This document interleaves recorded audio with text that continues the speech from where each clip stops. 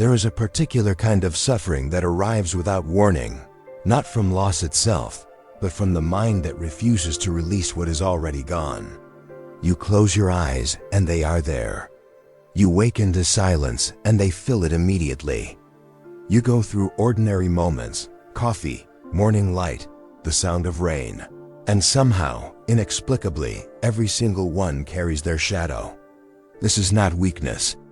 This is the human condition pressing against you with its full, merciless weight. And yet, you sense, somewhere beneath the grief, that continuing this way is slowly consuming you. The ancient Stoics understood this ache with remarkable precision. They did not dismiss it as sentiment, nor did they pretend the heart was simply a logical machine. Instead, they offered something rarer than comfort. They offered clarity. They built a philosophy not to avoid pain, but to move through it with dignity, with intention, with the quiet power of a mind choosing its own direction. What follows are 7 rules drawn from that ancient wisdom, not to erase what you felt, but to help you finally, gently, let it rest. Rule 1. Distinguish between memory and reality. The first thing grief does is blur the line between what was and what is. You are not suffering from a person. You are suffering from a thought of a person. Marcus Aurelius wrote that we are disturbed not by events, but by the opinions we hold about them. The mind, left unexamined, transforms memory into presence, turning absence into a living, breathing ache. Ask yourself honestly, are you missing who they truly were, or the version your longing has slowly constructed? Memory is not a photograph. It is a painting, revised endlessly by the hand of emotion. The Stoic path begins here, not in denial, but in discernment. Like a river that carries silt alongside water, the mind carries illusion alongside truth. Your task is not to dam the river, but to let the silt settle, to see what is actually real beneath. What remains when you strip away the story? Begin there. That honest ground is where healing takes its first quiet step.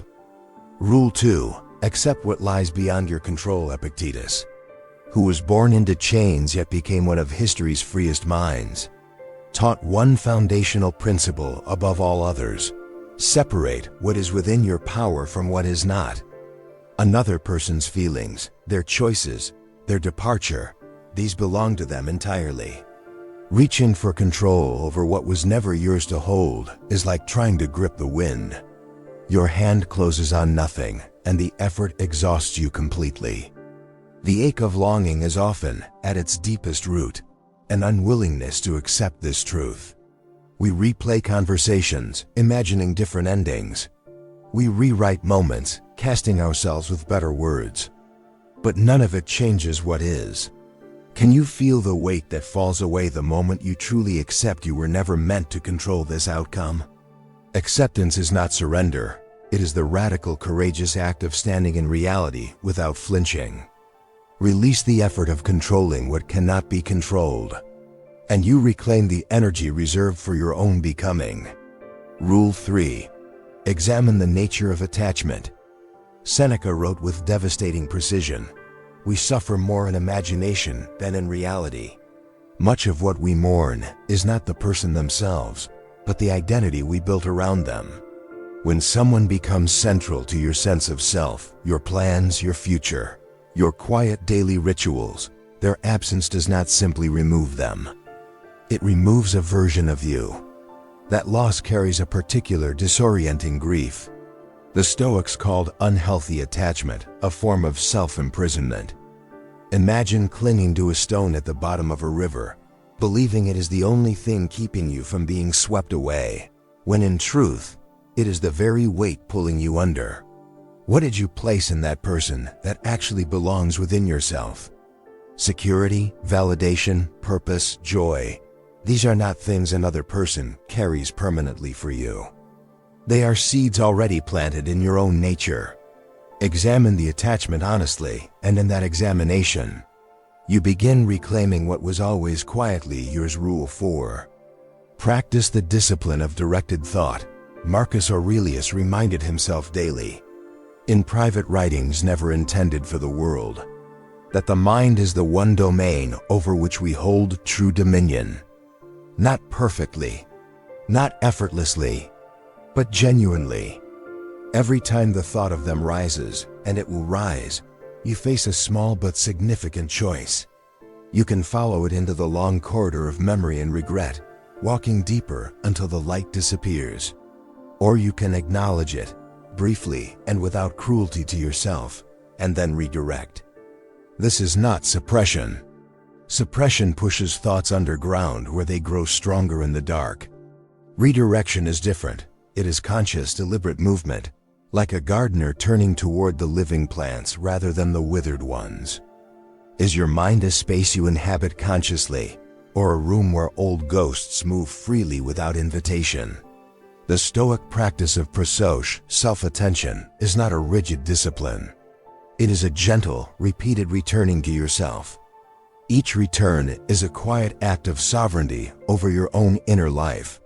Rule 5: sit with impermanence rather than fight it. Everything that exists so within time. And time moves without negotiation, without sentiment, without pause. The Stoics meditated on impermanence not to invite despair, but to dissolve the illusion that anything was ever permanent to begin with. The love you shared, the connection you held, it was real. It was also temporal, as all things are. Autumn does not grieve the falling of its leaves. It simply completes its nature, surrenders what it held through summer, and becomes something else entirely. Can you allow this relationship to have been fully real and fully finished without those two truths contradicting each other?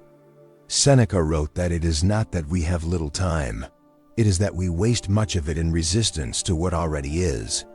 Impermanence is not the enemy of meaning. It is meaning's very source. Because it ended, it mattered. Because it mattered, you are changed. Let that change move forward, not in circles. Rule 6: rebuild your relationship with solitude. One of the quieter consequences of deep attachment is that solitude begins to feel like punishment. When someone occupied your inner world so thoroughly, their absence transforms ordinary silence into something that echoes. But the Stoics treated solitude not as emptiness to be feared, but as space to be inhabited with intention and depth.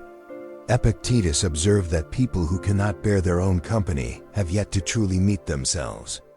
Solitude, approached with the Stoic spirit, is not isolation, it is restoration. Think of it as the clearing after the storm has passed, where the air is different, cleaner, holding a stillness that was impossible during the chaos. What do you find in that clearing when you stop running from it? Who are you when you are not defined by who loves you, who left, who stayed? The practice of returning to yourself, through reflection, through nature, through deliberate quiet, is not loneliness. It is the beginning of becoming whole without permission from another. Rule 7: choose growth over the comfort of grief. There is a subtle, almost invisible seduction in grief. It keeps you connected. As long as you suffer, you remain in relationship with what you lost.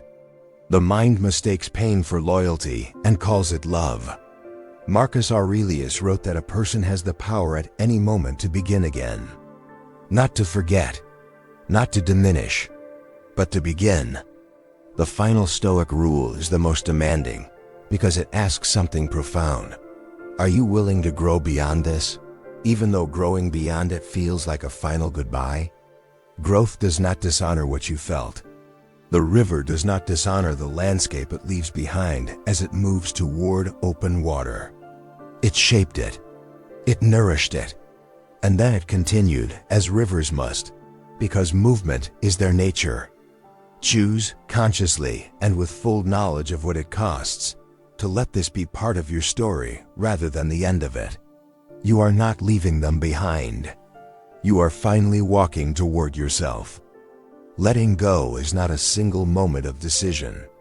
It is a practice patient, imperfect, deeply human. The Stoics did not promise a life without pain.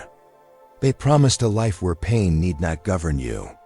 If even one of these 7 rules offered you a breath of clarity today, carry it gently forward. Philosophy is not armor. It is a lantern. You still walk through the dark, but now you can see. If this resonated with you, share it with someone who might need this quiet strength.